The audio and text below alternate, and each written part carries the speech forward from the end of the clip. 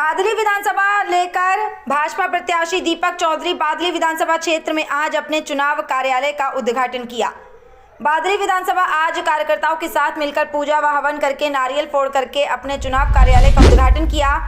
बादली विधानसभा भाजपा प्रत्याशी दीपक चौधरी, भाजपा नेता योगेंद्र चंदोलिया और निगम पार्षद मौजूद रहे और स्थानीय निवासी ने मीडिया से बात करते हुए बताया कि हम अपने काम के आधार पर जनता से वोट मांग रहे हैं। क्षेत्र की जनता को मालूम है कौन उनके काम आने वाला है, कौन नहीं। दिल्ली से संजय सिंह की रिपोर्ट। वायदे किए थे, उनका वायदा था पीने का पानी स्वच्छ, नहीं दिया। सीवर उफन रहे हैं, कुछ काम नहीं किया। राशन कार्ड ना नाम बढ़ाए ना राशन कार्ड बनाए। पेंशन, लोगों की पेंशन बंद कर दी। गड्ढे और सड़क का पता नहीं है। 200 यूनिट के बाद बिजली के बिल कितने लोगों के आए वो बताएं। केवल मात्र झूठी घोषणाएं। अब कह रहे हैं कि मैं इसको भी दे दूंगा, इसको भी दे दूंगा, इसको भी दे दूंगा। अरे तुमने 1000 रुपया महिलाओं को दे दिया क्या? पंजाब में दे दिया क्या? झूठी घोषणाओं से बार बार काट की हांडी बार बार नहीं चढ़ती। एक बार हांडी चढ़ गई है। केजरीवाल साहब, अब आप अलविदा कहिए और कौसम्बी को प्रस्थान कीजिए। अच्छा, ये जो सर 2100 के बारे में कह रहे हैं, ये क्या चीज है सर? ये 2100 रुपए की दिल्ली सरकार की जो योजना बता रहे हैं, उसको दिल्ली सरकार के समाज कल्याण विभाग ने अखबारों में विज्ञापन देके कह दिया ये हमारी कोई सरकार की योजना नहीं है। उसके बाद अरविंद केजरीवाल को तो सोचना चाहिए कि उनकी मुख्यमंत्री सत्ता में रहने लायक है नहीं है। उनके अधिकारी उनकी सुनने को तैयार नहीं है। उन्होंने बिल्कुल कह दिया 2100 रुपए की बहनों की योजना हमारी योजना नहीं है। हमने जो 2500 की घोषणा की है, हमारे बजट में उसका प्रोविजन करेंगे और दिखाया है 4 राज्यों में हम दे रहे हैं। मध्य प्रदेश, छत्तीसगढ़, उड़ीसा, महाराष्ट्र में दे रहे हैं। जब दे रहे हैं तो यहाँ भी देंगे और डंके की चोट पर देंगे। 2000 से 2500 वृद्धावस्था पेंशन कर दी, 2500 से 3000 कर दिया हमने 70 साल की आयु वालों को, उनको पेंशन देंगे, विकलांग को देंगे, विधवा को देंगे। उसके अलावा 12 महीने होते साल में 500 रुपए का सिलेंडर 10 महीने देंगे। होली और दिवाली पर सिलेंडर बहनों को मुफ्त दिया जाएगा।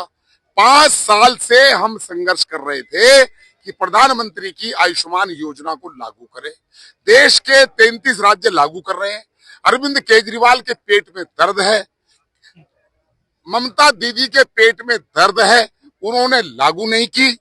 अब पार्टी ने तय कर दिया है कि वो लागू करे ना करे, क्योंकि हम सत्ता में आ रहे हैं, राज्य सरकार लागू करती है।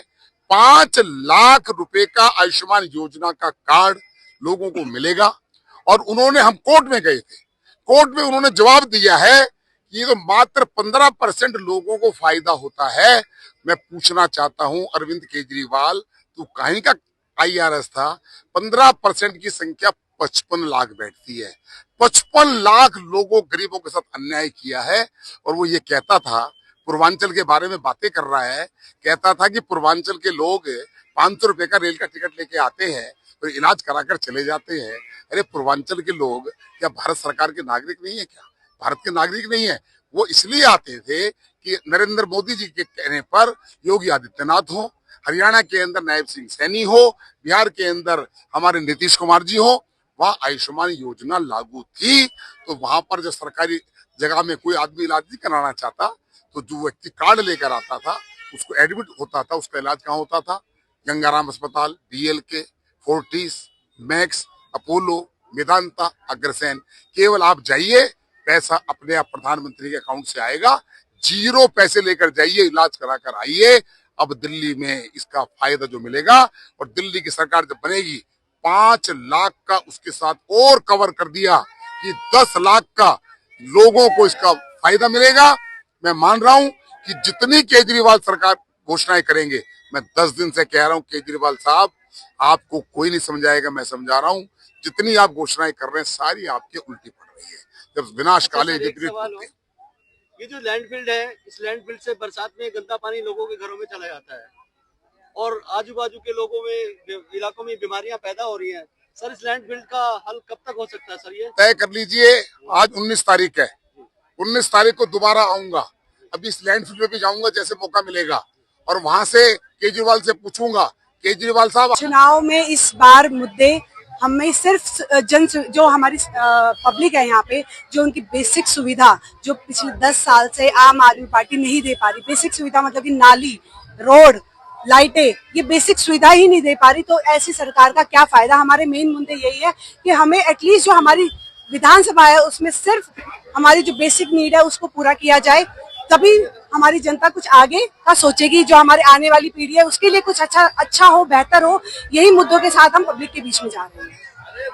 बादली में आप पार्षद के तौर पर काम कर रहे हैं, तो इस काम का क्या क्या जनता को लाभ है? जैसे कि हम 2 साल से पार्षद हैं यहाँ पे, तो मैं यही कहूंगी हमारी बादली विधानसभा में 3 पार्षद हैं वो आम आदमी पार्टी के हैं और एक मैं हूँ जो यहाँ से अपना भाजपा पार्टी की एक लौती पार्षद हूँ। तो पिछले 2 साल में हमने समयपुर बादली वार्ड में लगभग 15 करोड़ का बजट लगा दिया है, और जो कि अदर वार्ड में देखा जाएगा तो मेरे ख्याल से मात्र 2 या 3 करोड़ का बजट लगा है। तो मैं इसी एग्जाम्पल के साथ मैं आपको बता रही हूँ कि इसी एग्जाम्पल के साथ कि आगे 3 पार्षद आप देख लो आम आदमी पार्टी के और 1 पार्षद देख लो आप हमारा भाजपा पार्टी का। तो यही हमारा मुद्दा है कि वर्किंग जो है भाजपा पार्टी की कितनी अच्छी है, भाजपा के प्रत्याशियों की कितनी अच्छी है, भाजपा के सांसद हो, विधायक हो या हमारे पार्षद हो, तो उनकी वर्किंग कितनी अच्छी है, आप ये इससे कंपेयर कर सकते हैं। मैं ये कहना चाहूंगी कि दिल्ली प्रदेश अध्यक्ष जो कांग्रेस है, इस बार उनकी लड़ाई भाजपा के प्रत्याशी के साथ नहीं है, जनता के साथ है। क्योंकि हमारा चाहे वो आम आदमी का पार्षद रहा हो, चाहे वो कांग्रेस का पार्षद रहे हो, दोनों 2-2 बार का टर्म रह चुके हैं, उनको जाके पब्लिक में जवाब देना पड़ेगा जी आपने 10 साल में क्या किया। तो वो सवाल अब हमारी लड़ाई उनसे नहीं है, उनकी लड़ाई जनता से है। वो जनता के बीच में किस मुंह से जाएंगे वोट मांगने, ये मुद्दा है। बादली विधानसभा से जो देवेंद्र यादव है वो यहाँ पर काफी बार चुनाव लड़ चुके हैं और जीत भी गए। रिपीट करोगे एक बार? उससे चुनाव लड़े हुए हैं बादली विधानसभा से कांग्रेस के अध्यक्ष। हाँ जी, हाँ जी, देवेंद्र यादव। हाँ जी, हाँ जी, वो यहाँ से कई बार निकले थे और पिछले हाँ जी, हाँ जी, हाँ जी, हाँ जी, हाँ इस जी। बार भी वो फिर दोबारा से खड़े हुए, तो क्या लगता है आपको उनके साथ में चुनौती महसूस है? नहीं, हमारी चुनौती उनके साथ बिल्कुल भी नहीं है। वो पिछले 2 टर्म से बिल्कुल आउट है। ऐसा नहीं है कि वो आम आदमी की पार्टी के सामने नहीं लड़े। उनका कार्यशैली, उनका टर्म जनता देख चुकी है, उनको वो पसंद नहीं करते। तो मैं यही कहूंगी आम आदमी पार्टी को भी देख चुके हैं, कांग्रेस को भी देख चुके हैं। इस बार बादली विधानसभा में दीपक चौधरी भाजपा का प्रत्याशी ही जनता की पसंद है।